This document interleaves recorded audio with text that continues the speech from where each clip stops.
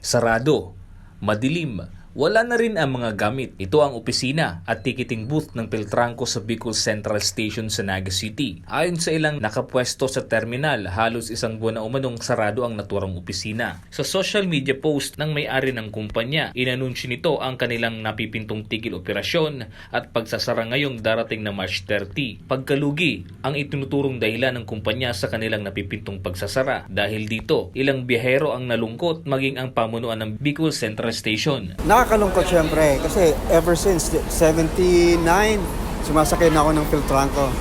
So after that, from 4 years, Manila to Bicol or Naga or Sabang Partido.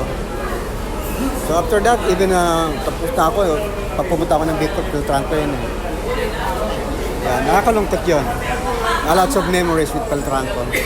At yun, meron na silang pinalabas, nakita natin sa social media na